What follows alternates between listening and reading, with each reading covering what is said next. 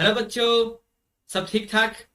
स्वागत है आपका आपके अपने प्यारे से चैनल में जिसका नाम है विद्या फोकस एकेडमी। और मैं हूं अश्वनी और मैं आपके लिए लाया हूं एक टॉपिक जिसका नाम है प्रकाश का परावर्तन। ठीक है बच्चों। तो बच्चों, ये प्रकाश का परावर्तन होता क्या है, इसको देखने के लिए आगे कुछ बात करते हैं प्रकाश के बारे में। बच्चों, प्रकाश क्या है? बच्चों, प्रकाश सीधा सीधा कह सकते हैं कि प्रकाश एक ऊर्जा है जिससे कोई भी वस्तु हमें क्या करती है बच्चों, दिखाई देती है। तो एक क्वेश्चन बनता है, सभी वस्तुएं सर दिखाई क्यों देती हैं? बहुत सारी वस्तु दिखाई नहीं देती, तो क्या कारण है कि इस वस्तुओं को दिखना क्या कारण है बच्चों? आइए जानते हैं। देखिए बच्चों, जब किसी वस्तु पे प्रकाश पड़ेगा, पड़ के टकरा कर जब तक हमारी आंखों पर नहीं जाएगा तब तक आपको वस्तु दिखाई नहीं देगी। इसलिए प्रकाश तो सब जगह प्रेजेंट है, सब जगह उपस्थित है, लेकिन सभी वस्तुओं में दिखाई नहीं देती। कारण क्या है? क्योंकि प्रकाश तो पड़ रहा है लेकिन पड़ के टकरा कर हमारी आंखों पर नहीं आ रहा है, यानी हमारी आंखों के अंदर नहीं घुस रहा है। यानी इस प्रकार से आप कह सकते हैं कि वस्तु हमें दिखाई दे नहीं रही है। तो वस्तु को देखने के लिए प्रकाश का पड़ना जरूरी नहीं है बच्चों। प्रकाश को पड़ के टकरा कर हमारी आंखों पर पड़ना जरूरी है, तभी वस्तु हमें दिखाई देगी। ठीक है। तो बच्चों, आइए टॉपिक के बारे में बात करते हैं। देखो बच्चों, यहां पर लिखा गया कि जब प्रकाश, ठीक है, प्रकाश का किसी सतह से टकराकर उसी माध्यम में वापस लौटना प्रकाश का परावर्तन कहलाता है।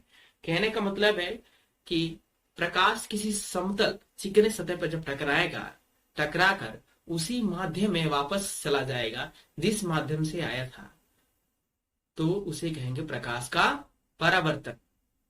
अब बच्चों, माध्यम क्या होता है? माध्यम का मतलब होता है जैसे बच्चों वायु है ना, वायु का, पानी है, ठीक है। ये क्या है बच्चों? एक तरीके का माध्यम है। ठीक है। तो बच्चों आइए देखते हैं, और इनका उदाहरण क्या है। जब कोई चमकीली सतह पर, दर्पण यानी क्या है बच्चों, दर्पण पर प्रकाश टकराता है तो उसकी चमक हमें दिखाई देती है। बच्चों, आप लोगों ने देखा होगा कि जैसे आपके गाड़ी के शीशे जो होते हैं, तो आप देखिए कभी कभी अचानक जब प्रकाश पड़ रहा होता है, अचानक बहुत तेजी से चमकता है। इसका मतलब है कि आपको जो प्रकाश का परावर्तन, तो देखो बच्चों हर वक्त होता रहता है, लेकिन प्रकाश अच्छे तरीके से परिवर्तन अगर हो गया तो पड़ेगा आपको आंखों पे, तो एक चमकदार परत दिखाई देगी। क्या दिखाई देगी बच्चों? एक चमकदार परत। ठीक है। तो ये है प्रकाश का आपका परावर्तन। तो आइए बच्चों इसके नियम पढ़ते हैं। कितने नियम है आइए देखते हैं। देखिए यहां पर आपको लिखा गया कि यहाँ पे आपतन कोण परावर्तन कोण के बराबर होता है। आपतित किरण, परावर्तित किरण और अभिलंब तीनों एक ही बिंदु पर होते हैं। इसका क्या मतलब है? आपको फिगर मैंने बना के दिखा रखा है कि इसमें क्या है बच्चों। देखिए ये है प्रकाश की एक किरण दिखाई गई है जिसे कहेंगे आपतित किरण, जाके बिंदु O पर मिल रही है, वही बिंदु O से ही टकराकर परावर्तित हो रही है, इसमें कहेंगे आपतित किरण। ये जो जाते वक्त जाएगी वो परावर्तित किरण। अब ये माध्यम जिस माध्यम से आ रही है बच्चों, उसी माध्यम में क्या कर रही है, वापस लौट जा रही है। और बीच में एक डैश डैश करके लाइन दिखाई गई है, वो क्या है बच्चों, अभिलंब है। क्या है? अभिलंब। अभिलंब बनाया गया ताकि आधा हिस्सा आपको इधर, आधा हिस्सा इधर। तो आपको दिखाई दे रहा है कि इसमें आई कोण से क्या हो रही है, आपतित हो रही है, आर कोण से क्या हो रही है बच्चों, परावर्तित हो रही है। तो आई कोण को बोलते हैं आपतन कोण, ठीक है, और आर कोण को बोलते हैं परावर्तन कोण।